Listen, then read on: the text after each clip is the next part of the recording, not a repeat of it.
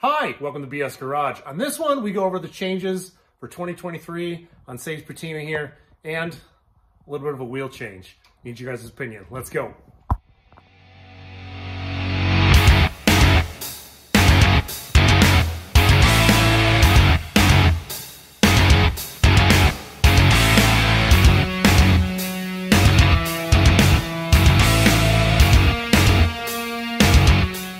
So 2023, I'm going to make a lot of revisions to the car. I just want it more reliable, and it's going to kind of start with what's in these boxes. So I just kind of want to go over with you guys what the plan is, what I'm going to do, and the events that I want to attend, because I think that's going to be the main focus, is make the car reliable, make it fun, and go out and do some stuff with it, because that's the whole purpose of the car, is for me to get out, meet new people, get out of my comfort zone, and just make the car as reliable as it can be, so it's just worry-free. I can drive it anywhere, anytime, daily driver stuff, cross-country, power tour, 2023. And what's in this last box here might be polarizing for some of you, but we're going to talk about it. It is not set in stone that I'm going to run these, but we're going to kind of throw them on the car. And I hope that in the comments below, you guys tell me whether it's a good idea or a bad idea, or you like it, you hate it, or whatever. I'd really like your guys' input, because I'm a little torn. I could sell these, could use them, could save them for another project. I don't know yet, but I'll show you these in a minute, and then, yeah, we'll talk about it. So the main reason for what I have in these boxes is my supercharger setup was just throwing belts like crazy. Everything, how can I put this? Everything is not meant to be on one belt. The supercharger requires X amount of pounds of pressure in order to maintain belt tension, and that amount of pressure is too much for the accessories and can wear them out quicker. Also, the belt is just way too long. Belt stretch is a real thing. You hammer it on it a couple times, it's gonna slip too much, it's gonna shred. And that's what happened to me. I was like on my third or fourth belt before I just got too frustrated and then had to come up with another option. I put the car away. It's still wintertime, so it really wasn't a big deal. And then the more research that I did, the more I landed on this. And this is from LSX Concepts. So this is their flexdrive system that should work with the LSA blower quite nicely, and just make sure that the belt stays where it's supposed to and it separates it. It puts the supercharger belt on its own and the accessory belt on its own, which honestly makes the most sense because that's what GM did to begin with. Like I said before, it was never meant to be a continuous belt for everything. Look at all the nuts. All right, first box. Well, you can see I have an ATI damper. That's such a weird word to say. Am I wrong? Damper. It's damp. You want to say dampener, but it's damper. D-A-M-P-E-R. I don't know. I find that weird. Of course, I'm weird, so it doesn't really matter. What do we do? What is this? Okay, so this is the blower drive pulley blower that will bolt to the ATI damper. I am only running a 2% overdrive, so it gives me 2% more boost on top of what the supercharger can make. Because you know what? I'm going for reliability. I'm not going for top end power. I want it to be overbuilt and underpowered in order to be able to handle anything. And I don't care what anybody says, like 1,000 horsepower is like an internet number. Like if you've never driven a 1,000 horsepower car, then you don't know. Like I think that you can have just as much fun in a 500 to 600 horsepower car and like not have to worry about breakage nearly as much. So that's kind of the route I'm going, is just, I don't want to say turning it down, but right now it's at 7%, so we're going to knock it down to 2%. So this is pretty trick. It's a nice billet piece here that will, like I said, bolt onto the ATI damper. Actually, let's open this guy, because I want to see what it's all about. I don't even know.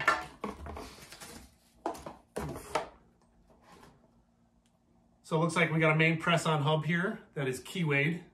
So that's going to work perfectly with my forged crank, because that's what it does. It's what it has. Bolts, stickers, actual damper itself. It's a pretty tricky unit. Even has like timing marks on it. That's going to be fun to install. And what this basically means is that you know, $500 to $600 that I just spent on the whatever one I just replaced, the West, Innovators West one, will not be used. But I'll save that for another project, and then we'll just run like an 8 rib or something. Oh, and that's another thing. So I'm going from an 8 rib to a 10 rib on the supercharger itself. So that's a lot more beef, a lot more bite, and that will be very nice. I don't know how I feel about all the nuts, you know, it's a lot of nuts. So there's a lot of little parts and pieces in here. So I'm going to open all these things up and just kind of lay them out. And then we'll go over each one and kind of what they do and why I went with this system. I got everything unboxed and laid out, and I'm going to just go through it and kind of explain it as I see it to kind of help you guys understand what's going on and what we got going on. This is a ZL1 style water pump, so we got to change this up in order to make sure that we got the correct spacing for the accessory drive belt, because like I said before, we're separating it now. It's going to be a 6 rib system for this and a 10 rib system for the blower. And that's another thing we're changing up. So this is the blower drive pulley. I'm switching it up to like a Lingenfelter style. So this is a little bit more heavier duty with the amount of bolts and stuff that are on there. So we got to take the old one off, press this one on. That should be fun. And then this is a LSA, I forget, Grip Tech pulley for the upper, for the blower. As you can see, it's actually got like a coating on it or some sort in order to help grip the belt better, to help eliminate belt slippage. I also have a bunch of accessory drive pulleys here, another tensioner for the accessory drives, and then this is the main setup here in order to do the blower setup. And it has 2 points of adjustment here and 4 points of adjustment here. So you could start like at the lowest setting or the tightest setting, and as the belt stretches over time, you could actually do these in order to tighten it back up in order to get your tensioner in the sweet spot, because you're still using the stock ZL1 CTSV style tensioner, right? And it has that little dot of where it needs to be in order to make sure that it has the proper amount of tension on it. So that will help with that. So belts will last much longer. You don't have to do a lot more replacing. And that's the same thing with this setup here too. So this is what that tensioner actually bolts to. And as you can see, it's got like this keyed groove setup in here. And you can flip this 4 ways, flip it around, and then it's got 4 more ways, if I'm correct. Like, don't quote me on that, but I'm pretty sure that's how it works in order to make sure that you get the belt in the sweet spot. And in order to do that too, they send you a tape measure. And I don't know what that bracket does, to be honest with you, but the tape measure should really help with measuring it out in order to get the belt that you need.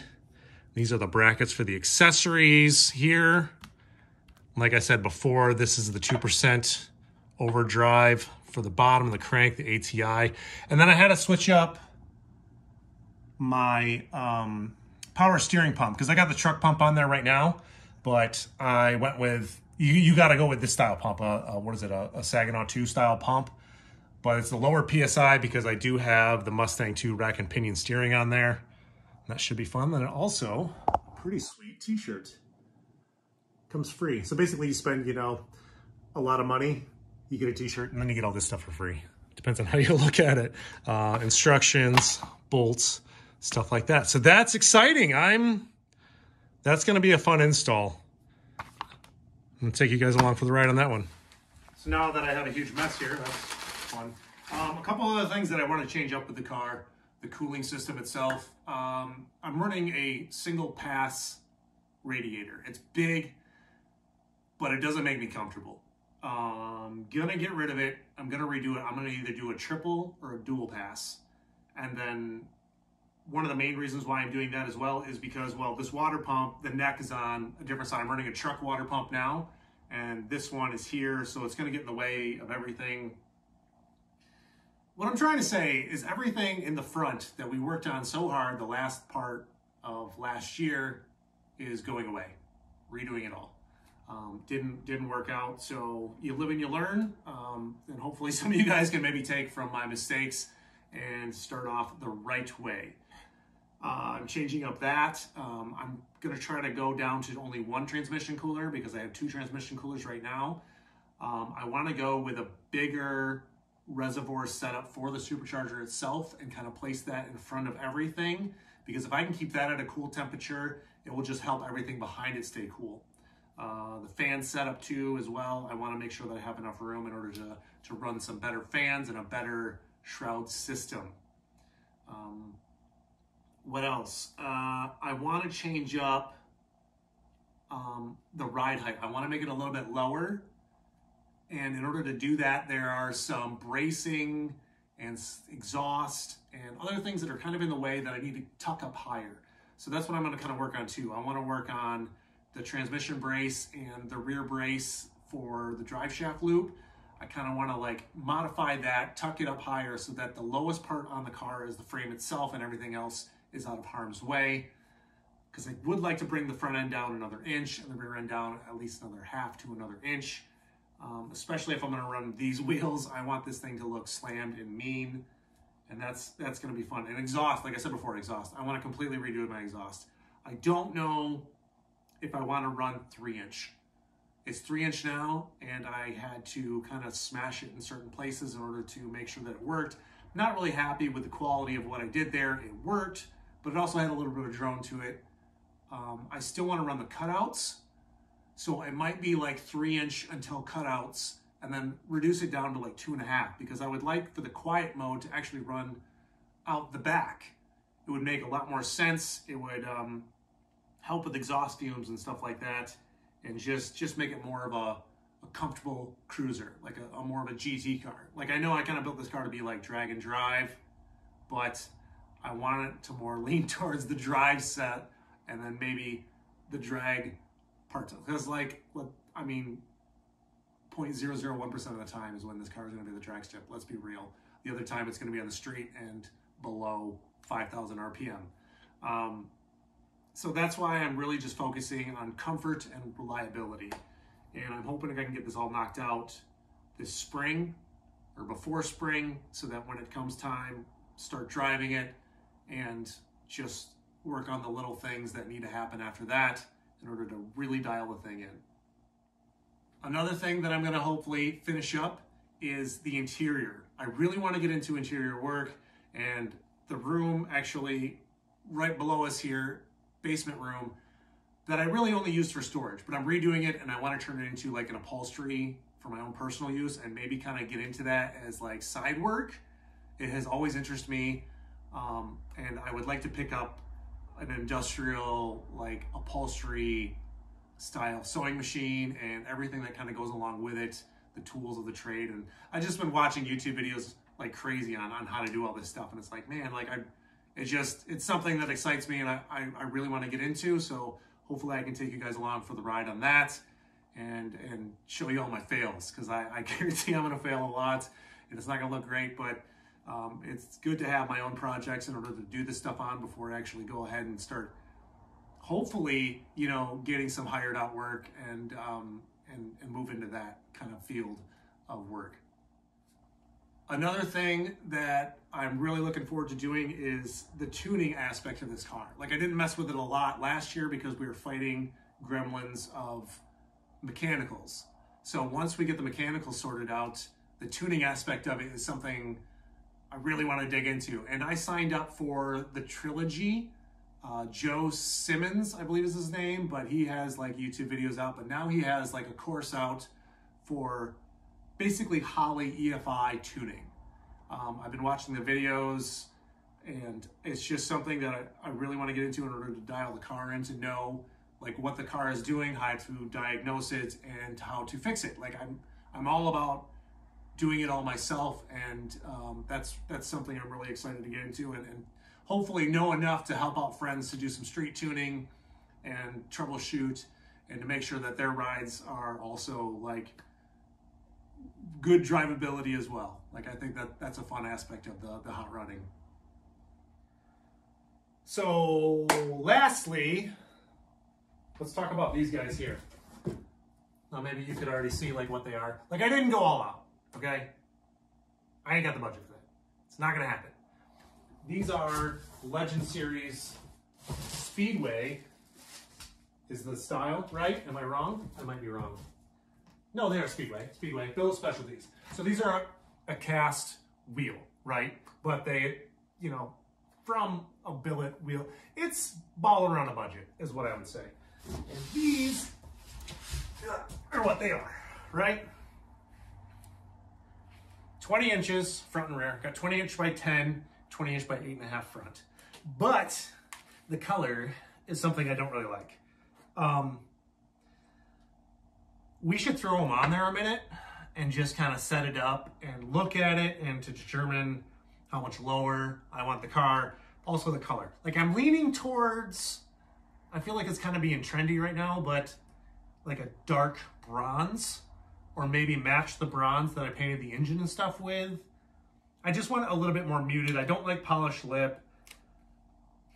I just want that bronze slammed look. So how about we do that? How about we just go throw these on a minute? But we'll go through that and then just set this thing up on blocks to see if we like it or not, and see if this is a good choice for the car. All right. Pardon the mess. Got a big mess going on right now. We're gonna actually ignore all this. Let's not think about this right now. Oof. I have the hood shot. But look, see, so like my transmission cooler has a hole in it somewhere. Like the whole issue that I was chasing last year where I thought it was the fittings and stuff. Nah, there's a hole rubbed in it somewhere. So we're gonna have to we're redoing all that anyway. A lot of you guys use the hood shock thing, so that's awesome. If you do use it, let me know. I get a lot of guys saying, hey, I picked it up. I'm going to use it. I'm going to use your thing. Can you send me? If you need any like details on it, let me know. And that just works out great. It's awesome. Yeah, she's pretty. Gosh, she's pretty. Let's get to it. Let's just time lapse this and take these wheels off. Throw the new ones on. We're just going to go look. Obviously, we don't have tires on it right now. I got to order those, but I just want to look at it. Like I said before, get a feel for the stance. If we got to go a little bit lower, but I want to go a little bit lower anyway. We'll go from there.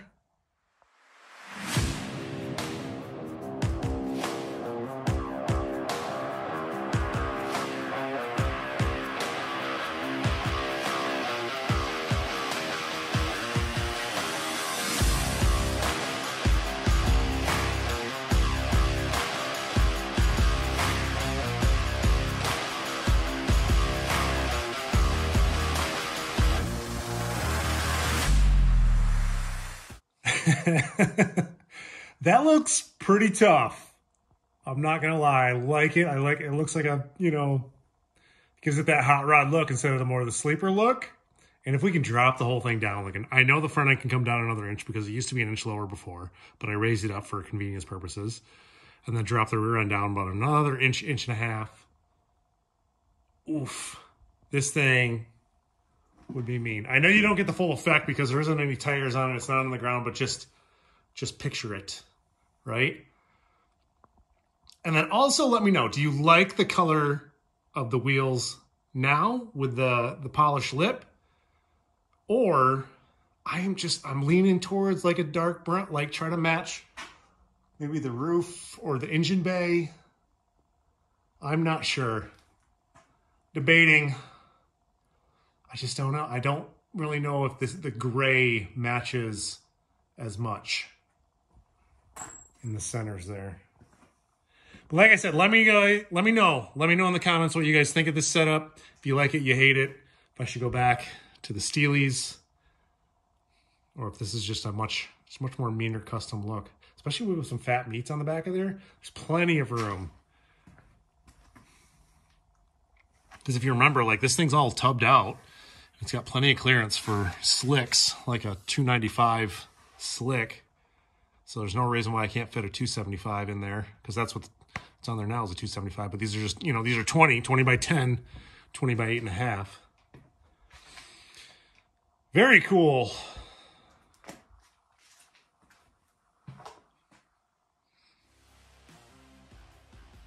If you guys made it this far in the video, I really appreciate it. Help me make some decisions here. I'm leaning towards these, but I'm leaning towards more of a metallic bronze, like I said before. But let me know. Like I said before, let me know. It'd really help out. Like, subscribe, because the changes with this car are going to be glorious. And it's going to be fun. Come along for the ride. See you on the next one, guys.